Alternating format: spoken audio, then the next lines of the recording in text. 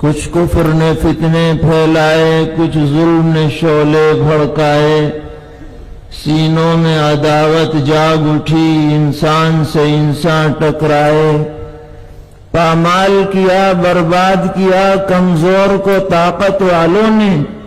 جب ظلم و ستم حد سے گزرے تشریف محمد لے آئے، رحمت کی گھٹائیں لہرائیں، دنیا کی امیدیں برآئیں، اکرام و عطا کی بارش کی، اخلاق کے موتی برسائے، تہذیب کی شمعیں روشن کی، اونٹوں کے چرانے والوں نے کانٹوں کو گلوں کی قیمت دی، ذروں کے مقدر چمکائے، اور مکے کی زمین اور عرش کہاں، پل بھر میں کہاں، دم بھر میں کہاں، پتھر کو عطا کی گویائی اور چاند کے ٹکڑے فرمائے، اور عورت کو حیا کی چادر دی، غیرت کا غازہ بھی بخشا، شیشوں میں نزاکت پیدا کی، کردار کے جوہر چمکائے، اور توحید کا دھارا رک نہ سکا، اسلام کا پرچم جھک نہ سکا، توحید کا دھارا رک نہ سکا، اسلام کا پرچم جھک نہ سکا، کفار بہت کچھ جھجلائے، شیطان ہزاروں بل کھائے، اور اے نام محمد صلی اللہ، اے نام محمد صلی اللہ، ماہر کے لیے تو سب کچھ ہے، ہونٹوں پہ تبسم بھی آیا، آنکھوں میں بھی آنسو بھر آئے۔ اللہم صلی وسلم وبارک علی سیدنا وحبیبنا وشفیعنا ومولانا محمد وعلى آلہ واصحابہ وذریاتہ اجمعین۔ معزز صدر اجلاس، حضرات علماء کرام، حاضرین گرامی قدر، وقت بہت مختصر ہے اور موضوع سے متعلق بہت ہی قیمتی باتیں آپ کے سامنے آ چکی ہیں، اور ابھی ہمارے محبوب قائدین کا خطاب ہمیں سننا ہے، اس لیے صرف سیرت کے حوالے سے دو باتیں آپ کی خدمت میں پیش کرنی ہیں۔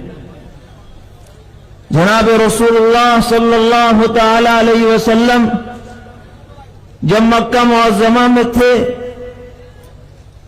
اور بعثت کے بعد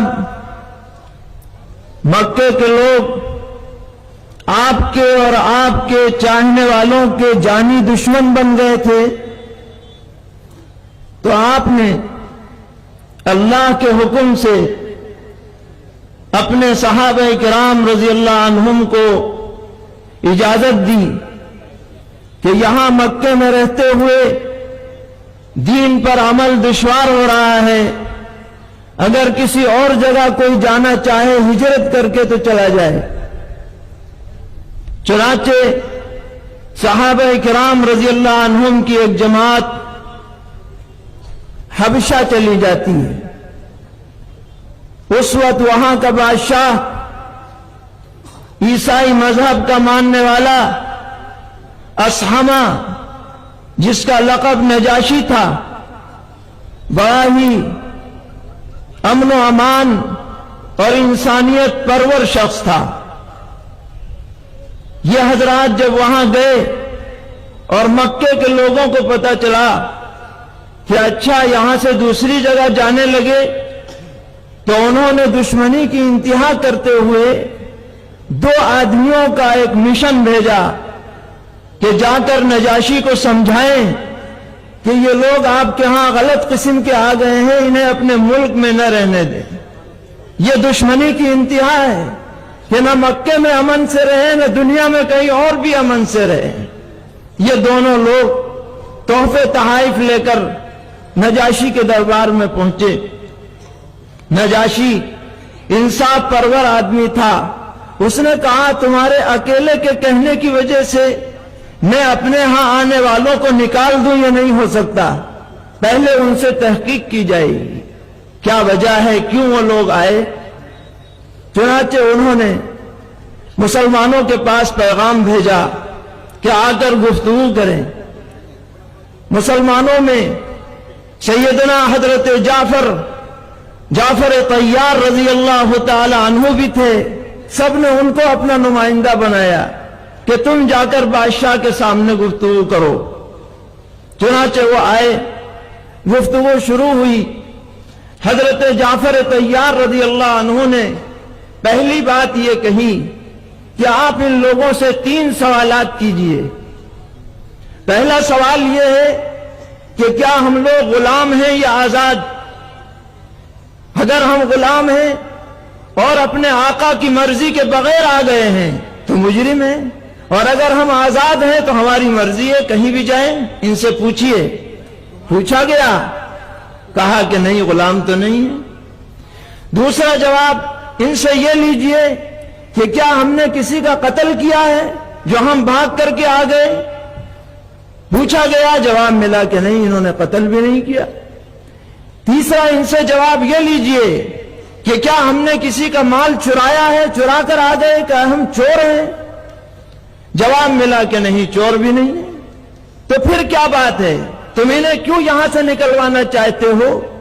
तो उन्होंने कहा कि बात यह है कि यह हमारे मजहब को छोड़कर दूसरा मजहब इन्होंने इख्तियार कर लिया, बद्दीन हो गए, इसलिए हम इन्हें वापस कराना चाहते हैं। तो हजरत जाफर तैयार रजी अल्लाह ताला अन्हु, अल्लाह ताला उनकी कब्र को नूर से मुनव्वर फरमाए, उन्होंने उस जमाने में इस्लाम के जिन महासिन का तज़किरा नजाशी के दरबार में किया था, क़यामत तक वो सुनहरे हुरूफ से वो अल्फाज लिखे जाते रहेंगे। उन्होंने फरमाया कि जनाब बादशाह, हम लोग अपने हाथों से बुत बनाकर उनको पूजा करते थे, हम लोग आपस में एक दूसरे के खून के प्यासे थे, हमारे यहां बेइज्जती थी, बेहयाई थी, बेगैरती थी, हमारे यहां झूठ था, खयानत, और हमारे यहां दुनिया की तमाम बदकारियां पाई जाती थीं। अल्लाह ताला ने हमारे ही खानदान में एक ऐसा नबी मबूस फरमाया जिसकी सिद्क, जिसकी सच्चाई, जिसकी अमानत का हमने 40 साल तक अपनी आंखों से मुशाहिदा किया। उन्होंने हमें तौहीद की तालीम दी, उन्होंने हमें अमानत की तालीम दी, उन्होंने हमें सच्चाई की तालीम दी, उन्होंने हमें हया और पाकदामनी की तालीम दी, उन्होंने हमें खूरेजी से मना किया, उन्होंने हमें किसी के कत्ल नाहक से मना किया, उन्होंने हमें बेहयाई से मना किया। ये वो बातें हैं जिनको देखकर, जिनको सुनकर, जिनको समझ कर के हम दामन इस्लाम में आए हैं। आप बताइए हमें क्या करना चाहिए?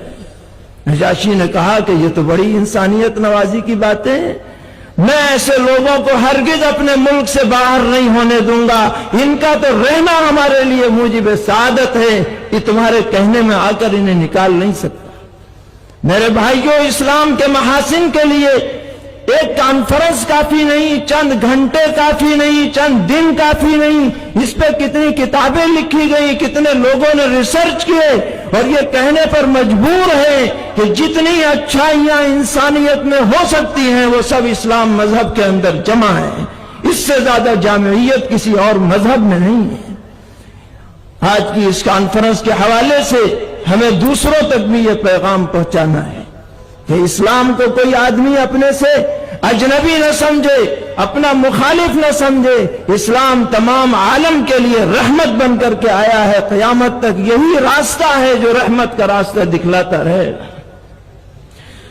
उसके बाद आखिरी बात जो मुझे अर्ज कर रही है वो ये है कि जहां तक दूसरों का मामला है वो अपनी जगह, हमें खुद अपने गिरबान में झांकना है, जायजा लेना है, इन महासिन को हमें खुद अपनाना है पहले।